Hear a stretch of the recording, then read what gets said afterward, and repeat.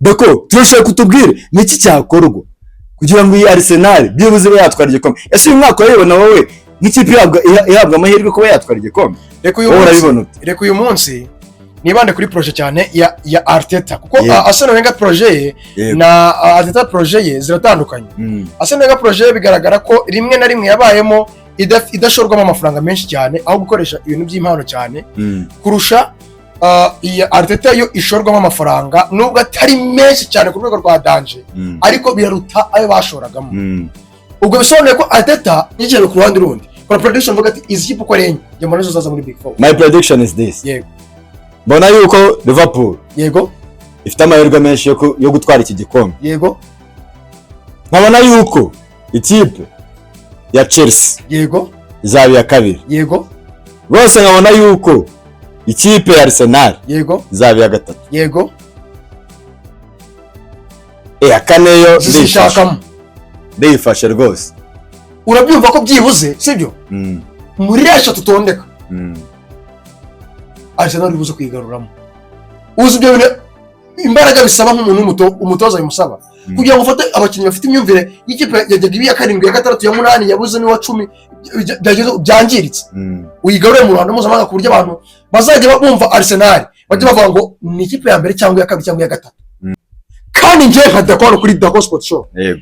Arsenal uyu mwaka iratwara igikombe. Dacco muri iyi minsi yavuze ko Leicester nibwo kitangira. Ibi bintu Dacco nzabisubiramo n'umwaka ushize narabivuze aho bakibuye mu ruriro wa Safi vugisha ukuri. Yego. Umwaka ushize wa mamanota ngaye ayo babonye nabivuze championnat itaratangira.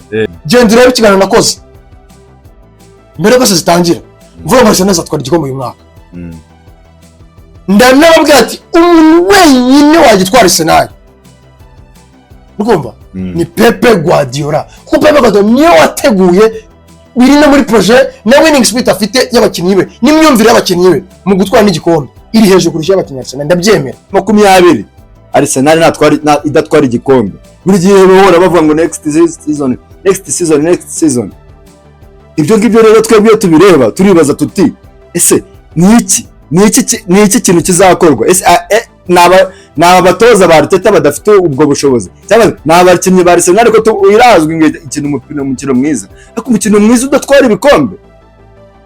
Arsenal irazwi yuko ari ikipe ari imwe mu makipe y'Iburayi adafite ikintu na kimwe Iburayi avuze nk'ikipe ikomeye. None ikibazo ni iki Safi? Ikibazo ndi kubaza ni icyo ngicyo. Ni iki kibura kugira ngo Arsenal nkuko ikipe ifite abafana benshi nkuko ikipe yitezweho byinshi Arsenal ibe ikipe koko none inatwara n'ibikombe iva muri ibyo bintu bya Arsenal ubu ngubu uretse Pepe Guardiola uyibangamira. Ndagira ngo nkubwire ko iyo Pepe Guardiola tabate ari muri Bwongereza abamaze gutwara ibikombe bibiri Arteta ariko yari ahari. Impamvu rero ndibugaruka ko nisegura ku bafana ba Arsenal ngabo kuri Pepe Guardiola. Waruzko Pepe Guardiola mu myaka 15 amaze atoza. Uyu na 16 ari gutoza. Ibikombe bya champion mu mariga yagiye atozamo 15. Yaruzinzemo bitatu. Ubwo rero impamvu rero mubwiye ngo Arteta ntabwo project irangirika. No kuvuga ngo Savio uyirebye Arteta iyo myaka yose akwiriye indabyo zo kuba byibuza asigaye afata umwanya kabiri akawukaba. Kandi yana ukabye klop agihari kandi klop nakwiye ko twamwemeraga. Yego. Icyo nashaka kwibutsa kuri umutoza Guardiola sibyo? Yego. Guardiola ni umutoza kuba yatwaye igikombe 15 agatwara izo treble mu Bwongereza agatwara ibyo bintu byose byakozwe na project yateguye. Sinzi yariyo n'abandi bagenzi bafana Arsenal babafana muri rusange bari kuri pressure y'imyaka 20 bamaze badatwara igikombe. Yego. Ariko bakirengaza project Arsenal y'imyaka 3 ishize Arteta arimo arakora uyu wa kane ubona ko iri gutanga igisubizo. Baba bagakomeza kugenda mu byo project y'imyaka 20 ibasana Wenger urumva bakirengaza gutandukanye n'iyi Arteta bemeza yuko squad ya Arsenal iri tayari gukompetinga uyu mwaka. Haraburamo amaelema make z'amaelema buramo niza elema zino bita produit fini. Urumva uramutse uguze tukangwa nk'urugero uramutse ugiye nko kugura tuvuga umuntu uguze Mbappe sibyo n'umukinnyi uguze Savinho, umuntu uguze Sara n'umuntu uguze Savinho n'abakinnyi kuri winning contender. N'uvuga ngo rero amakipe afite ability, amakipe afite ubushobozi bwo gutwara igikombe uyu mwaka. Okay, nabiri ko Chelsea yakiwe ni bya bindi yagwaho izina zose zigwishije cyangwa zikagira ibibazo bya effective zikabonishisha. Uri kumva ko nka Liverpool ntabwo bafamye ko Virgil azagerageza isezo. Sara nawe acunze nabi. Reka bari Liverpool ahantu irengeye igura ahantu hamwe. Uziko bari Liverpool itagira usimbura wa Sara. Uziko itagira usimbura Virgil. Nayo tuzayigarukaho bakoze. Uziko ko retavunika. Gomez ukabona umuntu urangwa wa fake. Muri iyo minsi turaza kubagarukira kuri Liverpool. Gendera ku Mercedes nako Liverpool kwinjizwa muri iyi minsi. Kuva Gomez yinjira. None se Dacco fitiki niba Klopp rwanye imyaka 8 agatwaramo igikombe kimwe. Ibikombe bitatu agwadura akaba bitwara. Arteta akaba amaze kurwana imyaka 3 akaba ari mu mwaka wa 4 ko kimuri ku mublaming. None se turibaza kandi uwo kubita bose uwo kubita inshuro ari umwe. Erega Dacco urumva ko Arteta yaziye yahigitse klop yegeje hirya. Urabyemera? Mu myaka 2 ishize. Yego. Asigana n'urugamba rwa Guardiola. Kuko klop arimo igikombe yatwaye kandi Arteta ahari. Niyo mpamvu mvuze ngo mu myaka 2 ishize. Ikihe gikombe cya Champions? Yego. Uri kwibeshya. Nese klop igikombe yatwaye. Kuma Arteta. Uyu mutoza wa Arteta reka ngusobanurire. Uyu mutoza uyu nguyu Guardiola. Urumva? Atwaye ibikombe 4 yikurikiranye mu Bwongereza muri Premier League. Yego. Ako gahigo kari karakozwe na Ferguson wari watwaye 3 yikurikiranye. We yarakarengeje atwara 4. Yego. Oro no yadanjiri hano. Je kumatamu. Ese wabuzi turnover muri basket? Wabuzi rebound ise? Ni icyuzi muri basket. Ndajya mu minsi iri imbere ndagutamo basket ya danje, nkutemo aba dribbler, nkutemo aba twapoye barenze, nkutemo abantu bakora ama dunk ya danje, abantu bakoze muri basket. Ibi byose ni ibintu kano gatwe mukitondere muri bino bintu kabitse byinshi. Erega ikibazo cyanyu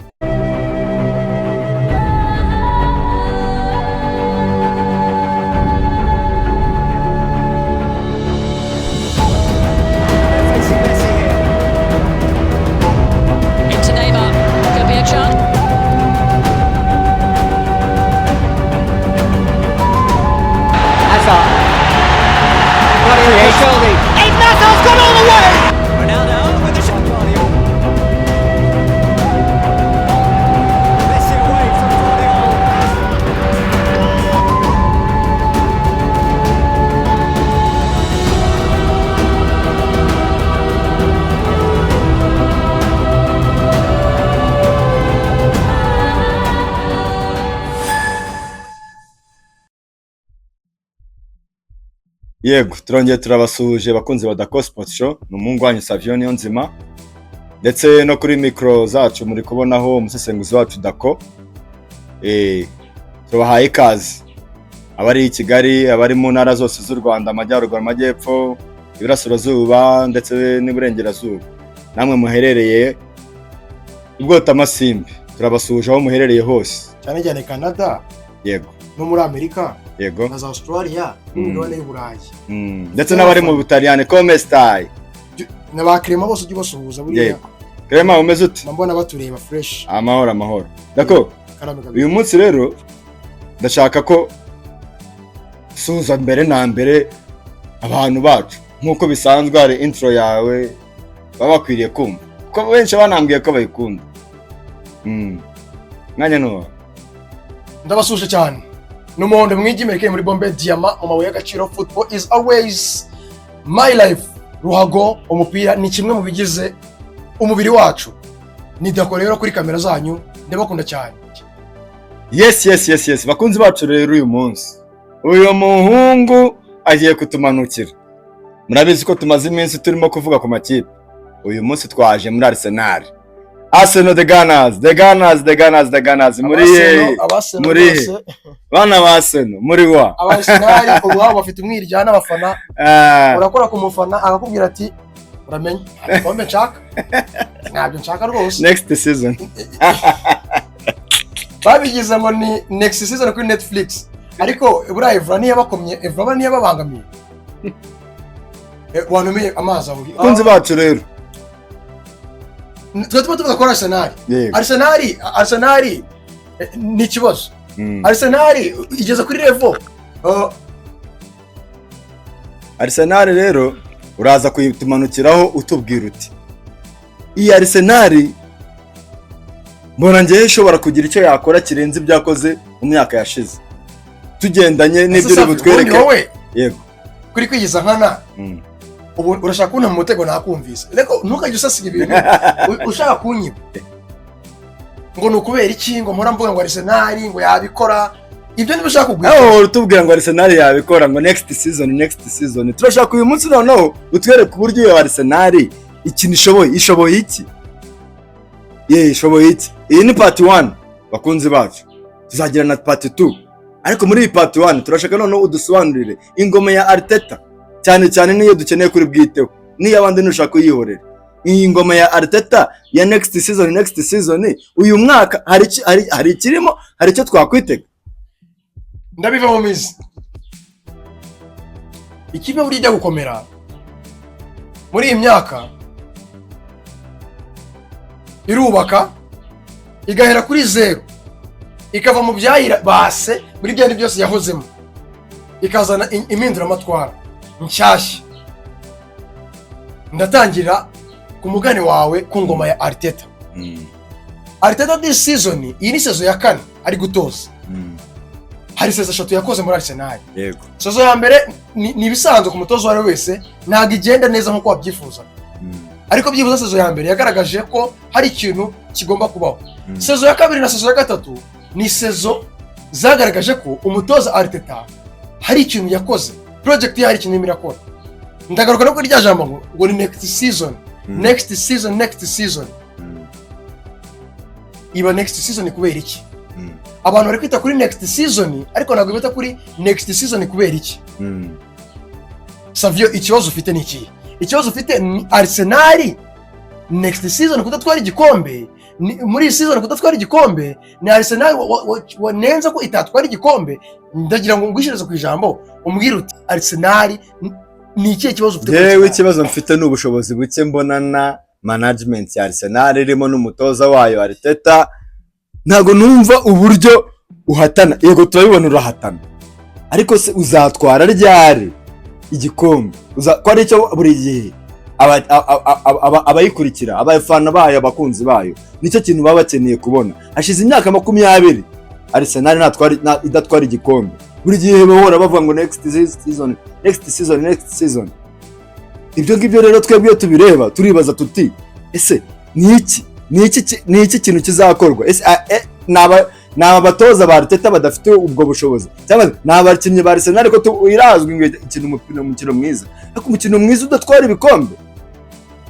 Arsenal irazwi ko ari ikipe ari imwe mu makipe y'Iburayi adafite ikintu na kimwe Iburayi avuze nk'ikipe ikomeye. None ikibazo ni iki Savi? Ikibazo ndi kubaza ni icyo ngicyo. Ni iki kibura kugira ngo Arsenal nkuko ari ikipe ifite abafana benshi, nkuko ari ikipe yitezweho byinshi, Arsenal ibe ikipe koko none inatwara n'ibikombe, iva muri ibyo bintu bya kera. Arsenal izatwara Champions League cyangwa se basi izanatwara Europa, ariko abafana bayo numva bavuga yuko ari ikipe ya Champions League badakeneye kujya gutwara izo za Europa. Basi genda izana n'igihe imaze idatwara niyo Premier League nayo bibaye igihe kirekire. Dacco, turashaka kutubwire niki cyakorwa kugira ngo iyi Arsenal byibuze be yatwara igikombe. Ese uyu mwaka urabibona wowe nk'ikipe ihabwa amahirwe kuba yatwara igikombe? Reka uyu munsi nibande kuri project cyane ya Arteta kuko Arsenal Wenger project na Arteta project ziratandukanye. Arsenal Wenger project bigaragara ko rimwe na rimwe yabayemo idashorwamo amafaranga menshi cyane aho gukoresha ibintu by'impano cyane kurusha iya Arteta yo ishorwamo amafaranga nubwo atari menshi cyane ku rwego rwa Dacco ariko biraruta ayo bashoragamo. Ubwo bisobanuye ko Arteta hari ibyo abona abandi batabonaga. ariko reka nguhereze iyi projet ya Arteta ukuntu itangira. Arteta akinjira muri Arsenal yasohoyemo abakinnyi bagiye batandukanye nkuko buri mutoza wese ugiye gutangira projet nshyashya ayitangira. Barakazete yarasohoye, Ozil arasohora, Stopapatarus niba Stopapatarus niba ari ibiki barabakinaga muri defense, Stopapatarus niba bandi asohoramo ba Gwenduzi, asohoramo ba Torreira, asohoramo abakinnyi batandukanye ba Sanchez, ba Ozil, ba Aubameyang yarasohoye abakinnyi benshi. Jinjizamo abakinnyi ba Odegaard bahereza umwanya, atangira guhereza abakinnyi bagiye batandukanye bizeramo babatamiyasu abantu bagiye batandukanye arabazana bazice bavana muri za Manchester zanamo ba Jesus n'abandi bose bagiye batandukanye. Yubaka Arsenal nshyashya sibyo? Arsenal yari iri muri championnat irimo amakipe yamaze kwiyubaka, urimo Guardiola wo muri Man City, urimo Klop wo muri Liverpool, ndetse harimo n'umutoza yasanze muri Tuchel muri Chelsea bameze neza bamaze gutwara Champions League. Yego byari bigikomeye ariko this time hari ibintu nari bujye nemeranya ko n'abantu bareba umupira cyangwa se n'abantu bafana umupira muri rusange batajya bita kuri projet ahubwo bakita kuri fanatisme bakavuga ngo byaranze ngo nta kintu yashobora ibintu nk'ibyo. Ndagira ngo tujye muri cadre ivuga ngo ese Arteta projet yarafeirinze. Arteta yahanganye nandi iyo myaka ine akwira umugabo wangana n'abagabo Dacco nta kibazo. Nimba uri umugabo agomba guhangana n'abagabo. Azitwaza yuko yasanze hari abagabo nka Pep bikamunanira, ubwo nyine yasanze hari Arsenal ari abagabo se. Arsenal ariko yahoze ari ikipe bavuga ko ari ikipe y'abagabo Dacco. Ibyo urimo uravuga kuki uri gutandukira ukuri. Yesu kuri wowe nuko Arsenal yahoze ari ikipe y'abagabo iri ku mwanya wa gatandatu, ikipe y'abagabo iri ku mwanya wa gatandatu n'ikipe y'abagabo he. Uzi ko Arsenal atarinjiramo yageze ibona Big Four. Yego. No kubona Europa nayo ari ikibazo gikomeye. Yego. Yahoze ikipe y'abagabo he. Ahubwo murabura gushimira Arteta ko yabagaruriye Arsenal ku mwanya wa kabiri. Ubu buri guhatanira igikombe, murahatanira kujya muri Champions League. Basigaye bavuga ngo Big Four bagiye kubara. Reka mubaze ikibazo kimwe. Yego. Arsenal urumva iyo ugiye gutondeka Big Four. Yego. Mbwira Big Four uyu mwaka ubona. Tugiye mukuri. Kora prediction wowe. Wivuga ngo wihengekere ku ruhande rundi. Kora prediction vuga ati izi kipe ko renye. Njye mbona zaza muri Big Four. My prediction is this. Yego. Mbona yuko Liverpool. Yego. Ifite amahirwe menshi yo gutwara iki gikombe. Yego. Nkabona yuko ikipe ya Chelsea. Yego. Izaba ya kabiri. Yego. Rwose nkabona yuko ikipe ya Arsenal. Yego. Izaba ya gatatu. Yego.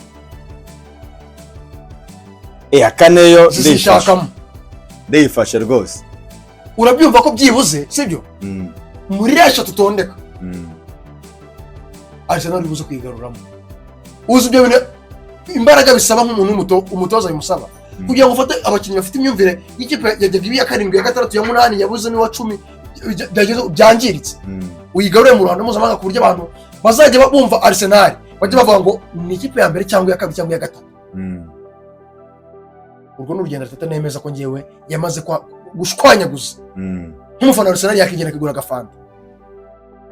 Icya kabiri projet Arsenal cyane Arteta ntiyaferinga kubera iki? Ndabikira mu bintu bitatu. Ikintu cya mbere yahanganaga nande. Ese wayanganye nawe yabuze bingahe? Ese uwo yasanze ahangana n'uwo ngo wari guhangana nawe we yamugiye imbere? Ikibazo atubwira ndeka ngutangirire. Yego. Ni umutoza Arteta uri kumva umaze imyaka 2 akomanga ku gikombe. Yego. Icyo bita experience mu bakinnyi, icyo bita winning spirit nako gutwara igikombe byita gute buriya esprit nyine de compatibilité. Yego. Kumva bafite inyota yo gutwara igikombe, iyo abilité yo kumva bare ebo capable ko batwara igikombe, mentale yabo. Yego. Iyo myumvire yabo. Yego. Ni umunsi ku munsi kwikuza muri ya projet nakubwiye. Arsenal ubu ngubu buretse Pepe Guardiola uyibangamira. Ndagira ngo nkubwire ko iyo Pepe Guardiola atabate ari muri Bwongereza aba amaze gutwara ibikombe 2 Arteta. Ariko yari ahari. Impamvu rero ndibugaruka ko nisegura ku bafana ba Arsenal ngaruka kuri Pepe Guardiola. Warusko Pepe Guardiola mu myaka 15 amaze atoza. Uyu ni 16 ari gutoza. Ibikombe bya shampiyona mu mariga yagiye atozamo 15 yaruzinzemo 3. Credit to him. Ni Conte wakimutwaye akinjira mu Bwongereza, ni Mourinho wakimutwaye akiri muri La Liga, na Klopp wakimutwaye kimwe mu myaka 8 bahanganye. Can you imagine? Klopp umutoza mwemera? Turamwemera kweli. Klopp ni mwamaye credit ko yakoze ibintu mu Burayi mu Premier League cyangwa muri Liverpool, kuva Liverpool ahantu yari herereye akayijyana ahantu heza. Si yagaragaje se ko ari umutoza uremereye ufite ubushobozi. Yego. Can you imagine ko Klopp mu bikombe bya shampiyona bakiniye 8 uri kumva 7 nako we na Guardiola barwana ni 8 kubera ko ari mu kimwe Conte yabatwaye ni 8. Yego. Pepe Guardiola yamutwaye ibikombe 6 agatwaramo kimwe. Man, uwo mutoza Pepe Guardiola ni monster. Ikirenze kuri ibyo ngibyo. Nawe tuzamugarukaho muri iyi minsi. Ndabizi. Aho turi kumubona. Yarandagaye muri iyi minsi. Ariko ijambo yagusigiye nawe ari kubwira rimwe. Iravuga ngo ibintu byose mu Burayi narabikoze. Ikintu mwe mutarambonamo ni ishusho yo gutsindwa cyane. Nayo rero muhama hamwe nayo muze muyibone. Yego. Football ejo uri mwiza. Nako no buzima bana. Ejo uryoshye. Ni ups and downs. Ye ups and down. Yeah. Ariba mu ntangira ibiganiro byanjye kenshi na kenshi mvuga ngo wowe uri ahantu heza ntukajye wihenura. Kuko hari igihe ejo bundi uzaba uri kwitabaza abandi wasekaga bari hasi. Yego. Cyangwa se uri kugenderaho. Nawe uri habi ntukajye wiheba. Jya umenya ko hari Imana yo mu ijuru kandi ikora. Ariko ntabwo Imana iko ifasha wifashije. Yego. Nakoze cyane. Ubwo rero impamvu nari nkubwiye ngo Arteta ntabwo project irangirika. Ni ukuvuga ngo Savio uyirebye Arteta iyo myaka yose akwiriye indabyo zo kuba byibuza asigaye afata umwanya kabiri akawukaba. Kandi yana ukabye Klopp agihari. Kandi Klopp nakubye ko twamwemeraga. Yego. Icyo nashaka kwibutsa kuri mutoza Guardiola. Sibyo? Yego. Guardiola ni umutoza kuba yatwebye ibikombe 15 agatwara izo treble mu Bwongereza, agatwara ibyo bintu byose byakozwe na projet yateguye. Byakozwe na projet yateguye y'igihe kirekire. Uri kumva? Ari nabyo harimo n'abandi bakipe mbona abikeneye. Ubona ko ni Chelsea nicyo gisa nk'ikiri kuyigarura. Ikeneye gukora projet, irimo irakora projet ingari. Izi za Arsenal nazo nibyo biri kuzigenderamo. Yego. So Arteta namuzi ko ari umwiga wa Pep. Barabanye yabaye assistant coach we. Abatoza benshi bari gusheninga hano mu Burayi uri kubona ko ari assistant coach ba Guardiola. Yego. Ariko Guardiola ntabwo ari kuzaho uri Arteta amaze kubaka ibintu imyaka 7 cyangwa 6 nguze kumutwara igikombe. Yaranabikoheretse umwaka ushize ko yakora 15 consecutive game without losing. Do you get it? I get it. Imikino 15 bro. Yego.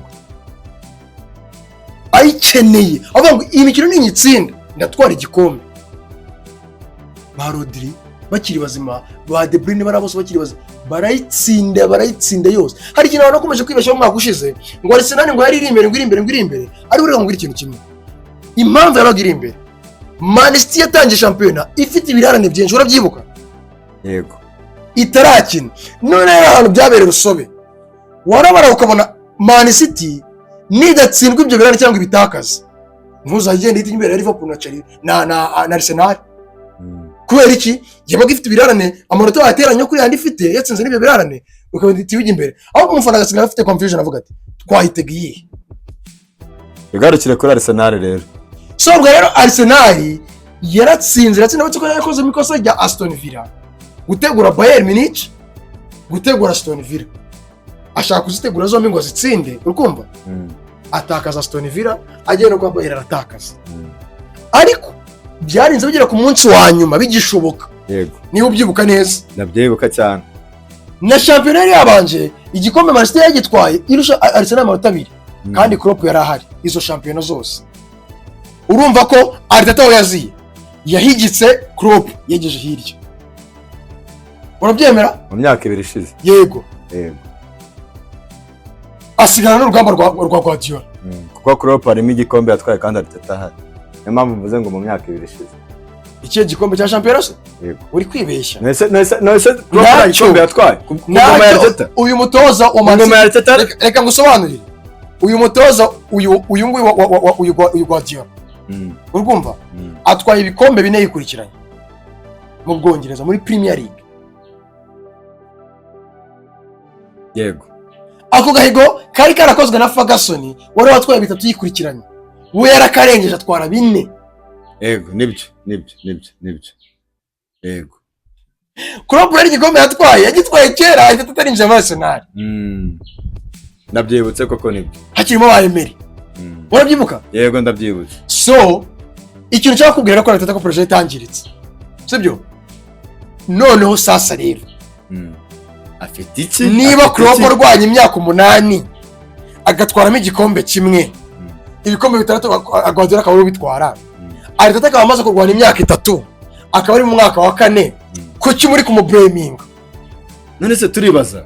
Kandi ubakubita bose ubakubita inshuro ari umwe. Erega Dacco, twari turibaza nk'abantu bareba football. Arsenal ishinjwa buri gihe kugira squad idahagije. Umwaka ukaza ukaza. Ngusubiza turarenza hose. Subiza nta kibazo bwumvireho n'abandi bagenzi bacu. Irashinjwa kugira squad itarengeje kugira ngo niyigira squad irushiye Man City. Ariko nayo biragaragara squad yayo ibikoraho buri gihe. None se iyo squad ni injuries. Umukinnyi aravunika ukabura undi wamusimbuye. Iyo squad niza, sibyo? Iraza kuza izimye squad ya Man City imaranye igihe, imaranye imyaka 8.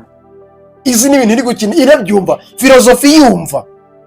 None se birasaba iki kugira ngo twari igikombe? Ni ukugira ngo nukuyikuraho. Sasa rero ikintu bisaba. Uri kumva? Yego. Birasaba project ya gake. Mwebwe nk'abafana ba Arsenal sinzi uyufana we sinzi yariyo n'abandi bagenzi bawe bafana Arsenal babafana muri rusange bari kuri pressure y'imyaka 20 bamaze batwara igikombe. Yego. Ariko bakirengagiza project Arsenal y'imyaka 3 ishize Arteta arimo arakora uyu wa 4 ubona ko iri gutanga igisubizo. Baba bagakomeza kugenda mu byo wa project y'imyaka 20 ibasana wenga urumva bakirengagiza kutandukanye ni Arteta. Ese iyi Arteta nayo ko tubona ntaye. Arteta urabona ko yaje arahigika. Yegeje hirya. Kugira ngo mpemeze. Last season. Ngira umuntu munini, chipe nini. Yamukuye amanota. Ni byiza. Ariko nakubwira enyako y'amanota. Yakubise Man City. Yakubise Man yarere tour. Yakubise Chelsea umukino umwe undi baranganye. Yakubise Liverpool umukino umwe undi baranganye. Izindi zamukuye amanota. Ariko rero ayo makipe si yarangije ku mwanya wa 2 se. Ntabwo ariko iyo mikino ntago game yayibara amanota. Umunsi wa mbere kugera ku wa nyuma. Nako kugera ku munsi wenda wa 33 rwari ruhigitse Arsenal na Liverpool. Liverpool yarerekuraga Arsenal ikajya kuko Man City ifite ibirarane itarakina yo kugira ngo izajye ku mwanya wa mbere. Nuko yagomba kubitsinda byose ikazarangiza hari mu kinyarwanda cy'amanota 2 cyangwa 1 iziciyeho. Rwavuye ku munsi wa mbere kugera ku munsi wa nyuma hafi wa nyuma 33 urumva ko niba wakina iminsi 38 ni umunsi hafi wa nyuma ruhigitse. Wabonye kuri Liverpool yavuye mu rugamba rw'abagabo. Rero nanone turibaza tutise none se gutsinda ayo makipe makuru. None se Dacco nka Liverpool. Oya Dacco kubera iki watubwira ngo yatsinze ayo makipe makuru ariko bikaza kurangira ikuwe ku gikombe na Southampton. None se gusi ikibazo cyo kuvuga ngo nzahatana na bari abakuru nta kintu bazankuraho ariko nuhura n'abandi batoya kandi nabo amanota yabo aza contributinga muri kwa gutwara cya gikombe. Aho ndaza kugufata nk'umuntu uri ariko ibara amanota 3 nkuko izo nini zibara amanota 3 kugira ngo utware igikombe. Iriya yakubuza amanota kugira ngo utware igikombe, ariko tuzi yuko ugomba gutsinda nini ugatsinda n'intoya. none se Man City umwaka ushize yarangije idatsinzwe, nabwo atsinzwe na Wolverhampton.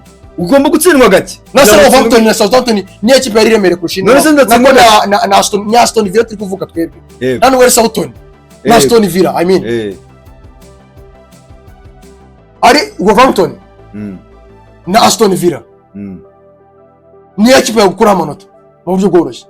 cyane cyo ngiye mu Bwongereza mbona ko ikipe yose ishobora kugukora amanota. Nawe regretinga urebe ikipe E4 currently wishaka kuza muri bya byo gushaka kugira gute, sinzi ukuntu sometimes ushaka kwanga ukuri, hari ukuntu ushaka guhengamira ko kavuga ngo reka ndeke ko bona hita ngo miremera ko bise birangira kano kanya. Ndashaka performance z'aya makipe zombi, Wolverhampton na Aston Villa ni ekipe yo guhura n'ufite ubwoba bitewe n'ikipe yawe ugira nayo. Currently ushobora kuvuga Aston Villa, of course yakubuza amanota. Ndetse kugira ngo mbwira ngo rero kubuzwa amanota Arsenal kuba yaratsinze Liverpool igatsinda za Chelsea igatsinda za Man igatsinda na Aston Villa, ni uko na Man City yatsinzwe na Wolverhampton. Aho bavuga ikintu cyabayemo, sibyo? Man City ni ikipe yari iri for mu bintu byose. Man City yarateguye imyaka myinshi kurusha Arsenal. Icyo ari cyo kintu Arsenal nayo iri kugwana nacyo. Arsenal period yezemo ni cyagiye cyo ngo narubatse ibintu byanjye, projet yanjye igeze kuri 70%. Noneho rero sasa nanjye gukora akantu nkako Guardiola yakoze, nzane mu bagirishi, nzane mu baharandi, nzane aba product ari fini kugira ngo ntware ibikombe biremereye. Arsenal rero nayo ntekereza ko ibonye umwataka hari ikintu byakongera, batse ko Jesus nabonye yanazutse. Jesus yarazutse bro, umukino ushobora gutsinda ibitego 5 mu mikino 2, hat-trick akiyongeza n'ibindi bintu bibiri mu mukino. Imikino consecutive ebyiri zikurikiranye a winning, I mean a scoring. Umukino ari kugenda agaruka. Yego. Ushobora gusanga ari management nziza y'umutoza yo kwa gutakaza amafaranga menshi kandi abona n'ubushobozi bw'umuntu ko yabubyaza umusaruro. Nese ona bari bayinga Jesus mu minsi yashize yigeze kuvuga ko afite ibibazo muri famille biri kumukora mu mutwe bigatuma atagira performance nziza. Ejo bundi atsinda yamikino biri kurikiranye asohora kuri nuza ye aravuga ngo umbuga nkoranyambaga ze nguyu Jesus adafite ikibazo. Ndizera ko se cyangwa ikibazo cy'umwataka cyaba gihe byiza. Arsenal ubu ntabwo ikeneye kujya ku isoko mu kwa mbere ngo ubone umwataka mu cyapa 50% wavuga ko gikemutse ko ntabwo Jesus turamwemera neza, sibyo? Ko yaba yisajya muri forme zihoraho, consistency ntabwo turayibona, ariko 50% turi kubona ko Jesus niba ashobora gutsinda ibitego 5 mu mikino 2 naho Kaiser yabitsinda bari baramaze imisi bakesha force 9 naho ndi muri abitsinda muri Arsenal ngo atsinda ibitego 5 mu mikino 2 muri iyi uyu mwaka. Nawe Jesus arabikoze 50% turayimuha, indi 50% ye consistency ko maze mu gihe kinini adakoreshwa cyane. Nese Arteta ko Arteta arakora iki?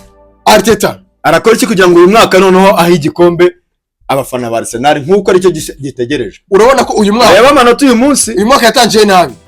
Reba amanota uyu munsi hariho factor nyinshi zatumye atangira nabi, sibyo? Yego. Yaravunikishije, yabonye ama red card ya indiscipline mu kibuga cyangwa se uje kureba na squad ye noya.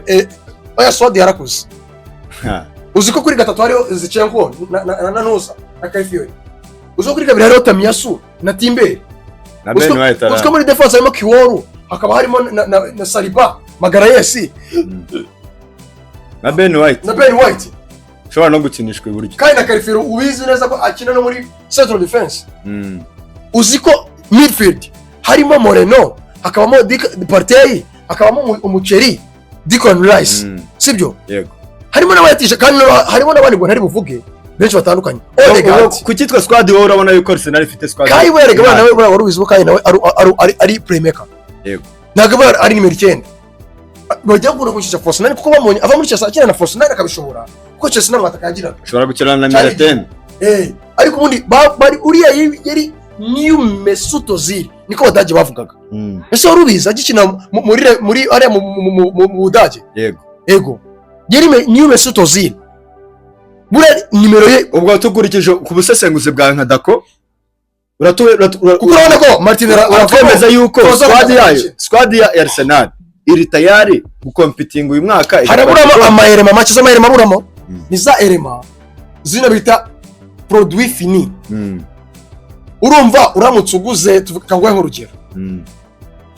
Uramutse ugiye nko kugura tuvuga umuntu uguze Mbappe sibyo n'umukinnyi uguze Savinho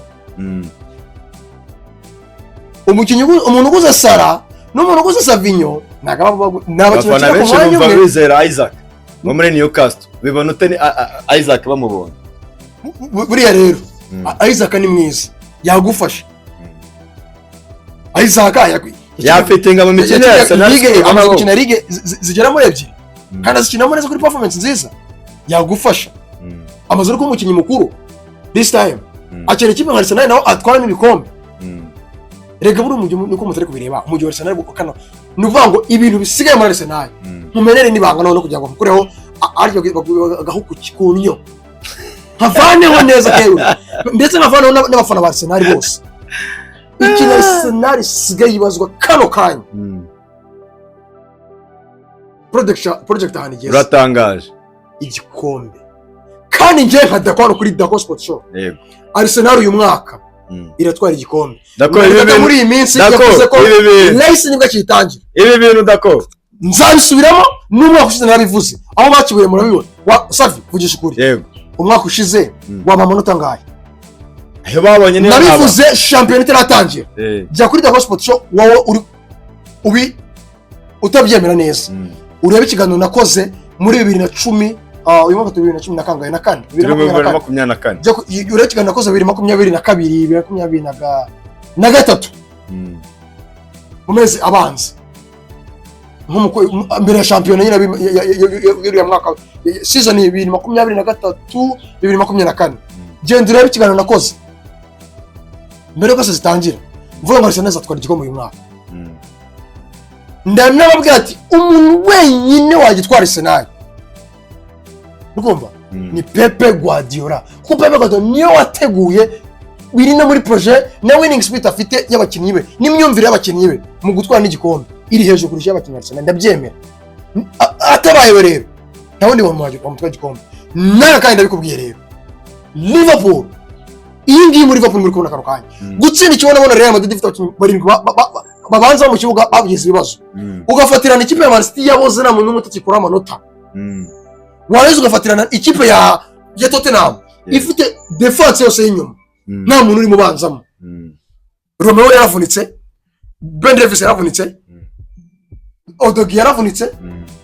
harimo harakina yonde ko nanuzo tugikina bakunze ba Dacco Sport Show dore uyu muhungu aratangaje ahangaha atangaje yuko Arsenal izatwara igikombe muze kunjira namwe aho ngaho muri comment wibikotinga wibishyira muri zino quotes ushyiramo tuntu ndabivuze arabivuze Arsenal uyu mwaka bitewe nuko nyibona bitewe nuko Man City yaguye yarangiye ikipe itera ubwoba ntinya n'ubu ntinya nanavuga ko iramutse izutse tuzabivugaho ubwayo ku giti cyayo yatanga challenge iteye ubwoba mujye muri comment na Liverpool byagwanije Arne Slot gutupa imikino isigaye bageze ku munsi wa 18 yego Arsenal kwigeze kwa 17 itegereje gukina umunsi wa 18 muri iyi minsi ntago Arsenal yakangwa n'imirindi ya Liverpool ahantu project Arsenal igeze ese ubwushingiye nakubwiye ngo nago facts zitafatika nge ntabwo ndi kuzibona imyaka yose atatabaye hariya kuva yinjira muri Arsenal umutoza muhigitse ni umutoza wahigitse na klop kandi klop turamwemera kandi none Arteta ikintu kikwereka ko arenze yaraje umwanya Liverpool yari yakabije wa kabiri inyuma ya klop ahita umuvanaho wena ko wa Guardiola ahita uvanaho klop amusunika hirya ahita wicara imyaka ibiri ayibaza yicaye kandi na klop ahari nena gusubira ndabwira ngo iyo bitaza kuba Pepe Guardiola Arsenal niba twemeye ibikombe bibiri sokero kanyira ngo Arsenal ibona Guardiola yaguye na Pep Guardiola yavuze ngo this is the time of me challenge. Urumva? Yego. Kuri contender, kuri winning contender. Nuvuga ngo rero amakipe afite ability, amakipe afite ubushobozi bwo gutwara igikombe uyu mwaka. Okay, nabiri ko Chelsea yakina ni bya bindi yagwaho izina zose zigwishije cyangwa zikagira ibibazo bya effective zikavunikisha. Urumva ko nka Liverpool ntabwo mpamye ko Virgil azarangiza iyi season. Sara nawe acunze nabi. Reka muri Liverpool ahantu irengeye igura ahantu hamwe. Uziko muri Liverpool itagira umusimbura wa Sara. Uziko itagira umusimbura wa Virgil. Nayo tuzayigarukaho bakoze. Uziko ko natavunika. Gomez ukabona umuntu urangwa wa fake.